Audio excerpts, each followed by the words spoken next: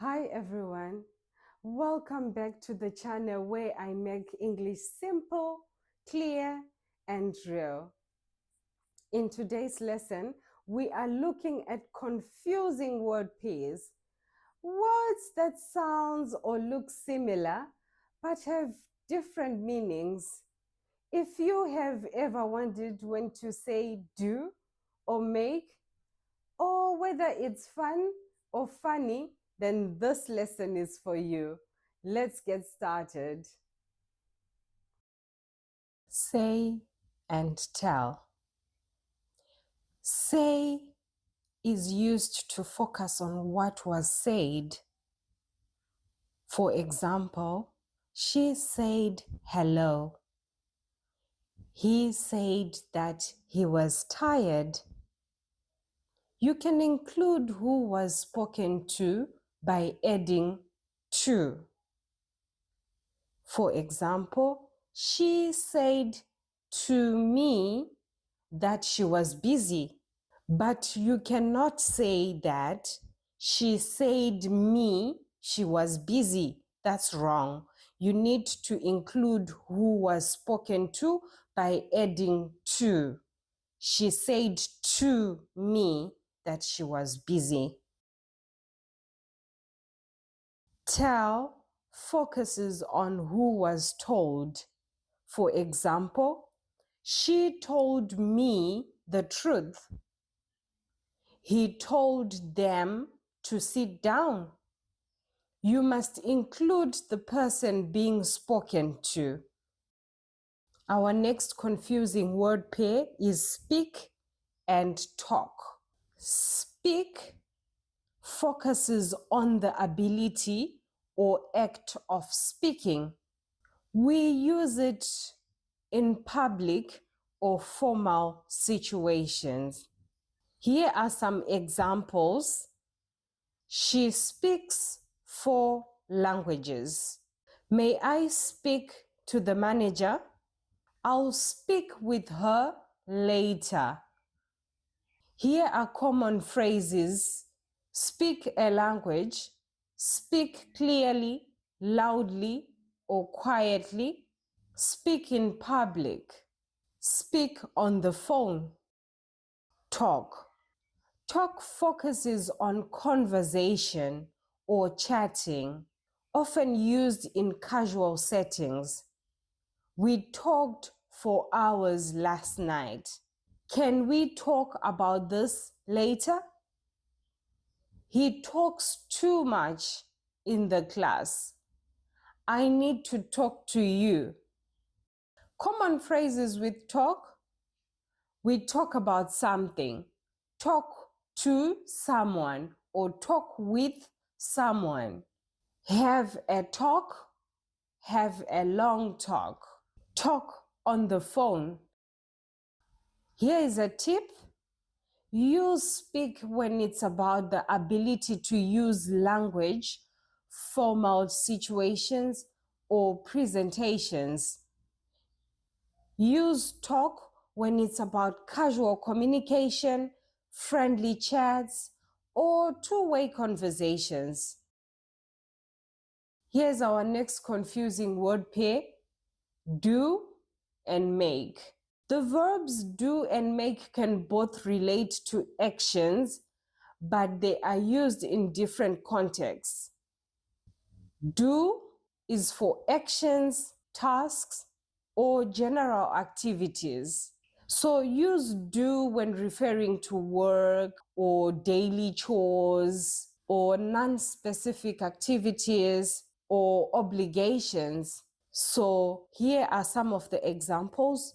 You do the laundry, do homework, do dishes, do your job, do something, do nothing, do anything, do everything. Do is often used when the result is not a physical object. Make. Make is for creating or producing something. Use make when you are creating, constructing, or producing something. usually something tangible or specific. Here are some of the examples. Make a cake. You make a decision. You can make money. You can make a mistake. You can make a phone call or make a plan. Make is often used when the result is something new or a concrete product. Our next confusing word pair is bring and take. So bring, the direction is towards the speaker or towards the destination. So bring focuses on coming here. Here are some examples with bring. Please bring your ID to the exam. She brought her dog to the vet. Can you bring me some water? And take, the direction is away from the speaker or away from the current place. And here are some examples with take. I'll take these files to the office. He took his kids to school. Don't forget to take an umbrella. Here is a tip. Ask yourself, is the object coming to me? Then use bring. Is the object going away from me? Use take. Here is our next confusing word pair. Hear and listen. They both involve sound, but the difference is about attention and intention. Hear, to hear something is to perceive sound without trying. It just happens. There is no effort needed. Here are some examples. I heard a strange noise last night. Can you hear the music playing? She hears perfectly well without a hearing aid. Here are some common phrases. You hear noise. You hear a voice. You hear someone speaking. I heard gossip. Listen. To listen is to focus on sound on purpose. You choose to do it. It requires attention. Here are some examples. Please listen carefully. I love listening to jazz. Are you listening to me? Here are some common phrases with listen. You listen to music, listen to a podcast, listen to instructions, listen to someone's problems. Here's a quick tip. Here, sound reaches your ears automatically. Then listen, you are paying attention. Here is our sixth confusing word pair. Look, see, and watch. Look, see, and watch all relate to using your eyes, but they differ based on intention, focus, and duration. See. To see is to notice something with your eyes. I can see the mountains from my window. Did you see that flash of lightning? She suddenly saw a dog in the road. Look. To look at something is to direct your eyes at something on purpose. Look at this photo. He looked out the window. Look both ways before crossing the street. You move your eyes towards something on purpose. Watch. To watch something is to look at something carefully over time. He likes to watch birds in the park. We watched a movie last night. Watch your step. It's slippery.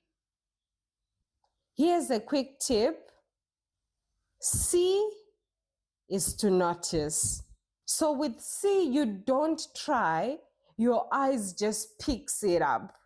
Look is to direct your eyes towards something.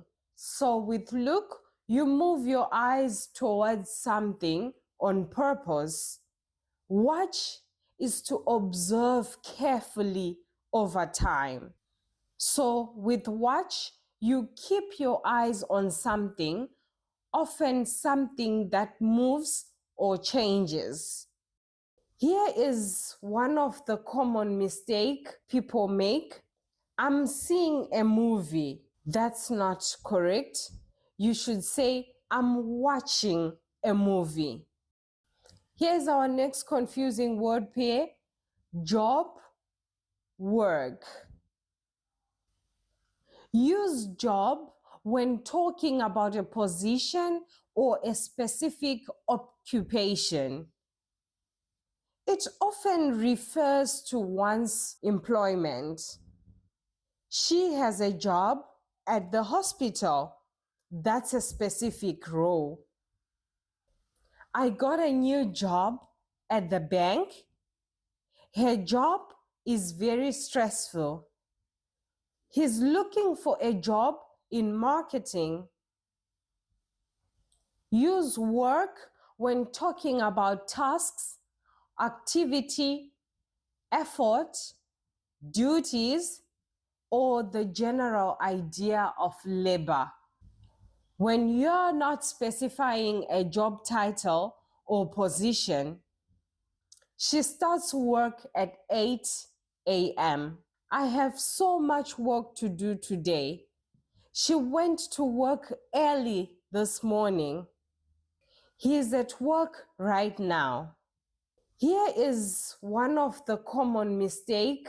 Hello, how was your day? My day was really great. I am just after my job. So I'm just after my job. That's incorrect. You can say, I've just finished work, or I just got off work, or I just finished my shift.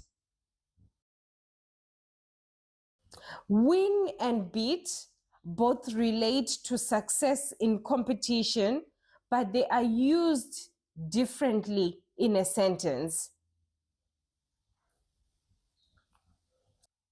Win is used without directly mentioning who you defeated. You win a prize, you win a game, you win a match.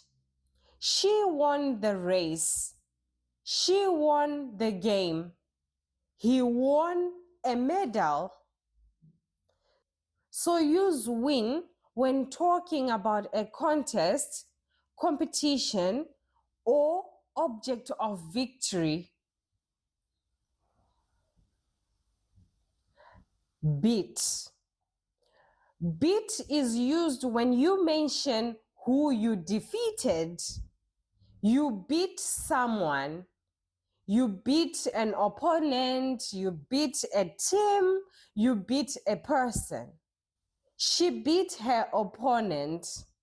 She beat the other team. He beat me at chess. So use beat when talking about who you defeated. So let's compare the two. They won a tournament. They beat us in the tournament. Here is a common mistake that people make. They won us. That is incorrect. It should be they beat us or they won the match. Here's our next confusing word pair. Fun and funny. Fun is something that is enjoyable or something that is entertaining. Here's an example. We had so much fun at the beach. The party was fun. That game is really fun to play. It sounds like a fun idea. So use fun when something is enjoyable, exciting, or pleasant. Then funny, something that is funny is something that makes you laugh. He told a funny story. That joke was really funny. That movie was so funny, I laughed out loud. Do I look funny in this hat? So use funny when something is humorous or strange. So here is a confusing case. That's funny can also mean something that is strange or something that is suspicious. So it does not always mean something that is humorous. Here's an example. That's funny. My keys were just here. Here's our next confusing word pair, borrow and lend. They both involve giving or receiving something temporarily, but they describe the action from opposite perspectives. So to borrow is to take something temporarily. You borrow something from someone. Here are some examples. She borrowed a book from the library. He borrowed $20 from his friend. Please note, the borrower is the person receiving the item. Lend. To lend is to give something temporarily. You lend something to someone. Here are some examples. Can you lend me your pen? The library lent her a book. He lent $20 to his friend. Please note, the lender is the person giving the item. So let's compare the two. I borrowed a jacket from my sister. My sister lent me her jacket. Here is one of the common mistakes people make. Can you borrow me a pen? That's incorrect. You should say, can you lend me a pen? So to borrow is to receive. To lend is to give. Live and live. This word can be both a verb and an adjective, but the meaning and pronunciation are different in each case. Live is to be alive or to reside somewhere. Here are some examples. I live with my parents. She lives in Paris. He lived through a war. Live means happening now or involving a living person or animal. Here are some examples. We are watching a live concert. It's a live TV show. Be careful, that wire is live. Come and go. Go is to travel away from where you are now. Here are some examples. A lot of people from Poland go to Italy for holidays. They are leaving Poland and traveling to Italy, not towards the speaker. Here's another example. I want to go to Maldives next year. You are not in the Maldives. You are talking about traveling there. Here is another example. He went to Dubai last weekend. Come. To travel to where you are now or will be. Here are some examples. My friends are coming to Poland next month. They are traveling to your country where you are. Here's another example. Will you come to Zakopane for the holidays? You are asking someone to travel to your location. Here's a common mistake and how to fix it. Many people come to China from my country. So that is incorrect.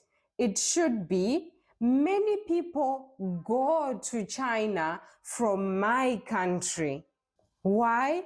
Because if you are not in China, they are not traveling towards you. So you must use go.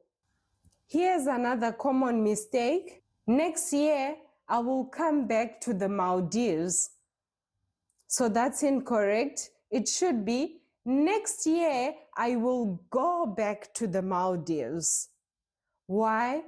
We say go back because you are not currently in the Maldives.